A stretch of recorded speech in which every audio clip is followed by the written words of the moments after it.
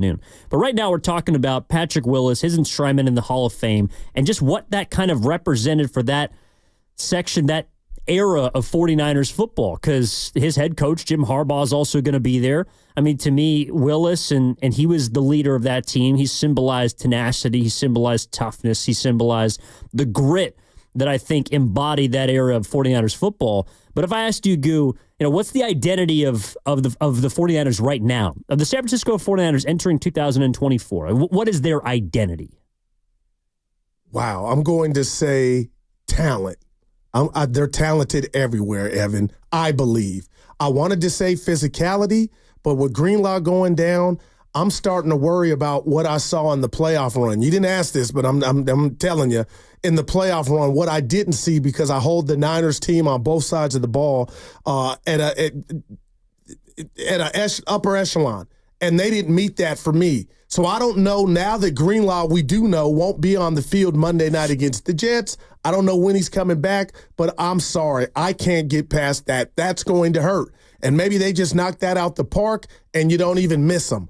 But that leads me to believe something's going on with this great run in regard to the Niners and the physicality component, because I saw Green Bay almost take you down. I saw Detroit do it. I don't know why you didn't win the Super Bowl. So when you ask me going into this season right now, the constant, the one thing that when I hear the San Francisco 49ers 2024, it's talent, Evan. That's their identity. And what bothers me about my answer is there's no definitive about, is that talent good enough to get it done, because you've been good enough, but you hadn't got it done. And there's a multitude of reasons why.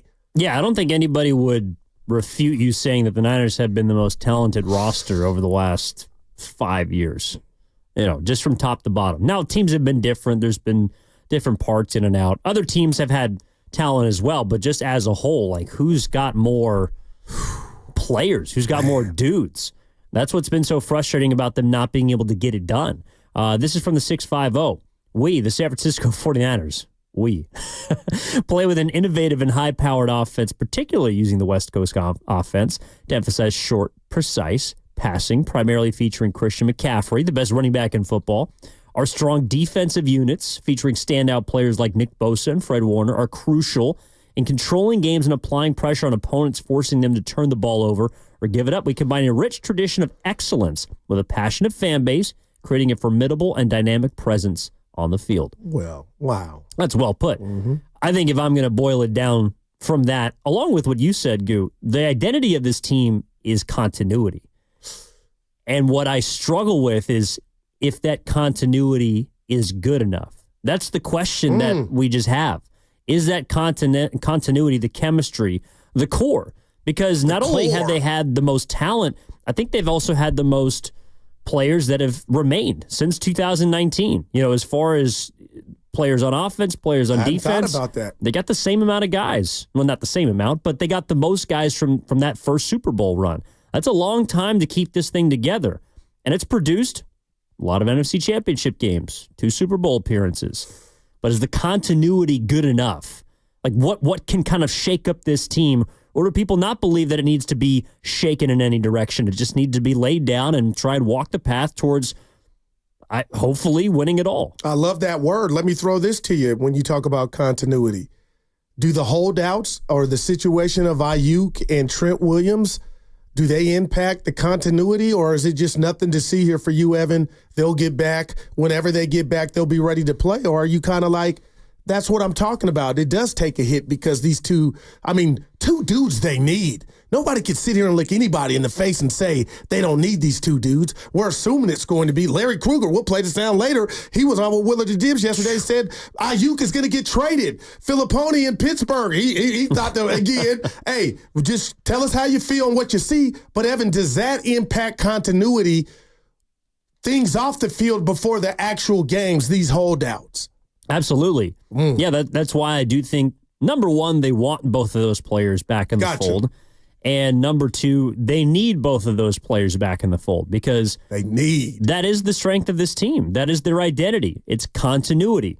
If you don't have the same pieces, I'm not so sure what I'm supposed to believe it. Now they look, they still have McCaffrey, they still have Kittle, they still have a lot of things, but Devo. they still have an embarrassment of riches, which apparently has been ruining a lot of viewing experiences for Team USA. With more on that in a little bit. But the embarrassment of riches in San Francisco needs to stay together, at least until you have to break it up. And I see no reason why they have to do anything outside of continuing to run this thing back and see how far it goes. It's funny you go there because I put your face. I just erased your face with the curly hair and put Steiny's on your shoulders, and he would say what I'm about to say. He would be like, Guru, you got to step back. You got to have perspective.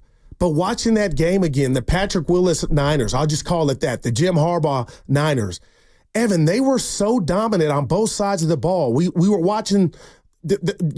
Michael Vick-esque Colin Kaepernick do things that we hadn't seen, not just in the regular season, in the playoffs. And you just talked about it. It ended with Heartbreak Hotel once on the biggest stage, and then 2 other times on the next biggest stage, the NFC Championship games. And then, okay, Harbaugh's gone. You're on hard times. You build it back up with Kyle, but I can't shake Niner fans' heartbreak from here we are under Kyle. You're right. How many times, Evan, have talking heads and pundits said the Niners have the best collective roster? They've earned that. Kudos to John and Kyle. But damn it, here we go again. Multiple NFC Championship losses and a Super Bowl loss just last year where you were up 10. The similarities are scary. And the question I have, Evan, is when does it finally happen? Because the Niners at one point were 5-0 when they went. And now, under different regimes, in this regime, you've lost 3 Super Bowls and multiple NFC Championship games. But when does it change? I mean, I think there's only really one part of this team that can change, that can grow, and that can separate this team from those past 3 that you talked about that came up short. That's the quarterback. That's why if the identity is going to change, if it is going to move from continuity into something else, that has to be driven home by Brock Purdy. And that's what I find fascinating about this season. I said it yesterday, I'll say it again. I think he's the most intriguing player in the entire National Football League, because the 49ers have been knocking at the door for what seems like the better part of my life, but they haven't been able to kick the door in. They've had everything, right? I mean, if I just lined up the teams right now, yes, if I lined up the teams right now, and you asked national media, you asked local media, you asked fans, I feel like 90% of people would tell you that the best roster in the NFL is in Santa Clara. There's no doubt. One of the best head coaches in the league is in Santa Clara, and there's kudos in that. I'm not blind to that fact. One of the None best. Of us are. I mean, the spine of this organization is about as strong as any. From top to bottom, they got it all. So what can be the difference? What is the difference? I think the thing that Patrick Willis's team, to go back to them, was missing was a quarterback that could get them over the top, because they had it on defense. They had a great running game, had a solid offensive line, good head coach. Now, Evan, that was good cap. They got him to the bowl and but that was good cap in the Super Bowl. I mean, he was at the prime of his peak of his powers. Colin Kaepernick was maybe the most dynamic quarterback that the Niners have had in recent memory.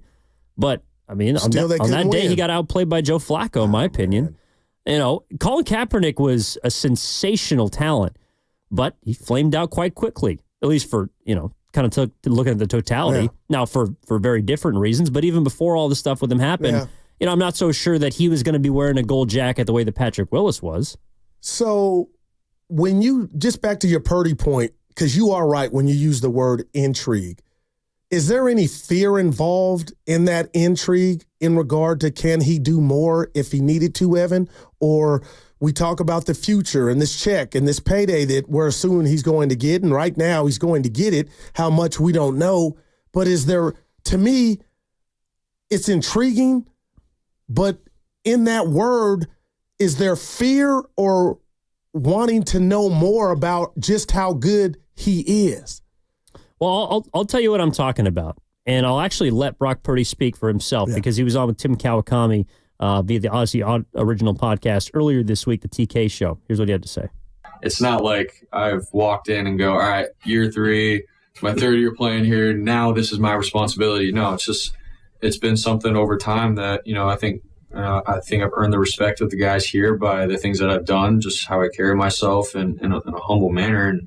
And they want to go to war with that kind of guy. And so it's sort of just naturally come about. But for me, it doesn't mean change or be a rah-rah guy, but be myself and be that competitive leader by nature. And guys want to follow that and go to war with that. So that's how I look at it. See, when I hear Brock Purdy defining what his leadership role is or how he's taken the next step forward, a lot of those qualities, I think, are qualities that Patrick Willis had. Now, they're very different players. They're different human beings. They play different spots, have different physical gifts. But the idea of just gradually building himself into a leader with his play, not being the rah-rah guy, being competitive, having that fire, that's something that Patrick Willis was. No? No doubt. And I'm not going to tell you, just for me, Evan, that's a prerequisite, like being the opposite or a Draymond Green, a guy that's very demonstrative and, draws attention to himself, like a Ray Lewis. I don't prefer one or the other, but I guess whatever gets it done, no doubt, basically. But the bottom line is, as great as Willis and that Niner team was, and 3 years into Purdy, Evan, they haven't got it done. And I'm damn sure not saying it was Willis or Purdy's fault, but the one constant in Ninerville is close but no cigar. No, first of all, this is his 3rd year. He's really only had one full season to prove it. But that's why, I think there's a lot of urgency surrounding, at least for me, this season. And I don't know if fans feel like there's urgency. I don't know if Purdy feels like there's urgency. What would Ayuk say? What the hell's going on, man? I think there's urgency for Ayuk to get his money. And he wants to win. Yeah. But yeah, there's urgency from Trent Williams. I'll never know what's going on here. Both are of they those hooking players him up, are Evan, just to stay at home? Who, Trent? Yeah. No, well they can't. No, they literally cannot not fine him. Wow. You can only choose to pick up fines for players that are on their rookie deal, I believe. Trent Williams is not on his rookie deal. Man. So he's stacking 50 G's every single day. And he's making a lot of money, so he'll be okay. But he also wants to make guaranteed money to make sure that he's all right. I mean, the point about Ayuk, I think, is interesting, is like, what's going on? Well, I mean, what's going on is I think he's just waiting right now. And I don't know, they could have a wink deal behind the scenes. I feel like it's important that just optically Trent Williams gets his money before Ayuk gets his. Maybe I'm off base there. And that's all predicated and based off of just importance to the team, right? Because I feel like we could see a scenario, as long as both get done, I don't care who's first. But you feel like they're intertwined. Like Trent's going to get handled before Ayuk. Because it's funny now, when I go back to that video, which I assumed Carter sent you, Ken, and I'm thinking, by the time I wake up this beautiful payday Friday morning, Ayuk will have been signed. But then hearing you just say what you said, I'm thinking, well, we would hear there would be 2 bulletins out in regard to Trent. Because you think he's going to go before Ayuk or get taken care of before Ayuk. And maybe they happen on the same day. I just also, number one, I think Trent Williams is more important than Brandon Ayuk. No, we all do. And secondly, McCaffrey got done pretty quick. So that also happened before, obviously, all this went down. I think McCaffrey restructured his contract in June.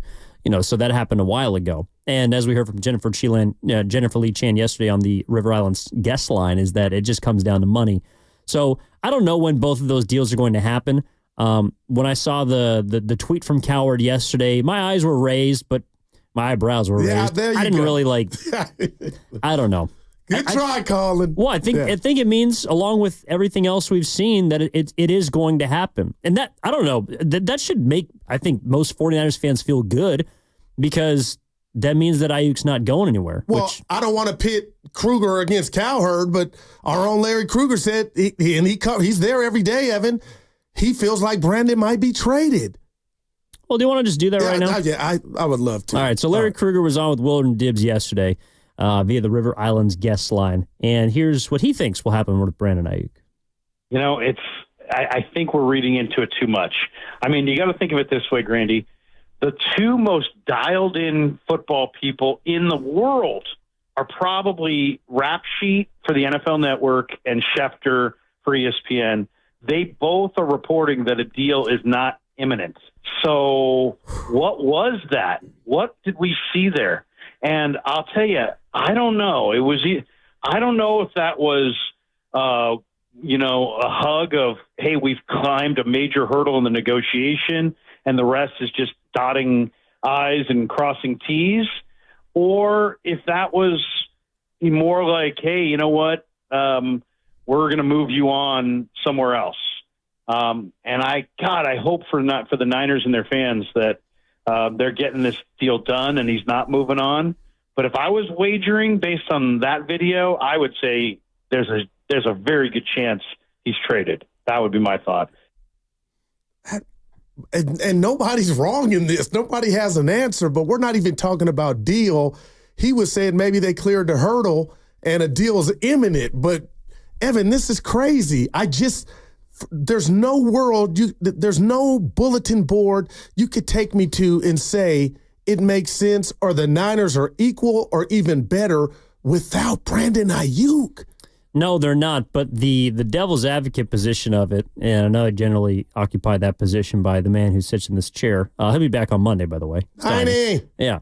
But the thing about it is, yes, like on its face, the Niners are not better. Ricky Pearsall he could be impressive. He looks really good for a rookie. They're not better without a guy who was a second-team All-Pro receiver last year. But what you also have to weigh is, well, what else am I giving up? In fact, so we started this day talking about the identity of the Harbaugh teams. Yeah. Physicality. Defense. Yeah, I felt like they were a defense-first team. Okay, well, if you pay Brandon Ayuk and you continue to invest this much money in your offense, you might take a step back on the other side of the football. Someone like Charvarius Ward is a free agent after this upcoming season. So is, I think, Diamador Lenore. You have to make decisions about your defensive line. How is your safety room going to look? Hufanga is up at the end of his deal. So if you choose Ayuk, you're right. You're better this year than not having him. But how much does that hurt you down the line? It's probably the same thing that they're trying to figure out with Trent Williams. Not that they're going to pay him or not, but how much and how much does he want? How much guaranteed money does he want? And how does that impact our flexibility moving forward when we already have to table all this money for a quarterback after next summer? One of my favorite stores I used to shop at growing up, Evan, The Gap. There's everything you said is spot on, but there's obviously a gap in regard to the money Trent and Ayuk are asking for. And right now, as it stands, what the team is willing to pay. And I know you guys kid me on this show all the time about, oh, Guru, you'd bankrupt the team. You wouldn't be a good GM. But, Evan, you said something to me that if we were playing ping pong, I would have hit it back super hard.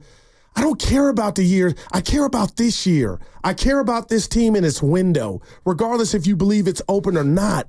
But if you allow the finances to make you lose Ayuk, to me, that just makes trying to accomplish your said goal this year way more difficult. So I'm not mad at Larry. I'm not mad at Cowherd. I'm just blown away. It's where it's at now. And that video had to mean something. Or was he saying, hey, let's go get Slurpees at the local 7-Eleven when we're done? I'll meet you. Like, how did that not produce a deal 48 hours after? No, and I'm not saying, look, I want Brandon Ayuk on the team. I think he's a hell of a receiver. But, yeah, I also want to think about this season. But God forbid the 49ers don't win the Super Bowl, which I hate to break it to people. It hasn't happened since I was a year old. Then you do have to think about not just this year, but thank you, but also the next year and the year after that, because you want to be competitive. The 49ers have done, I think, a really good job of pushing some, but not all of their chips in for maximizing this window. And I continue to hear that, this is the last year. This is the last year.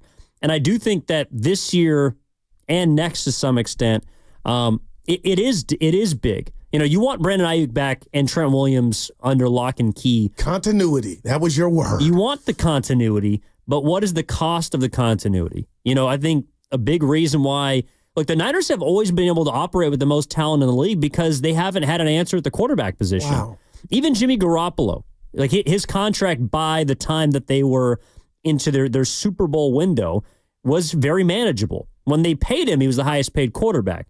2 years later, he was not the highest paid quarterback. He certainly was in 2021 when he led them to the NFC Championship game.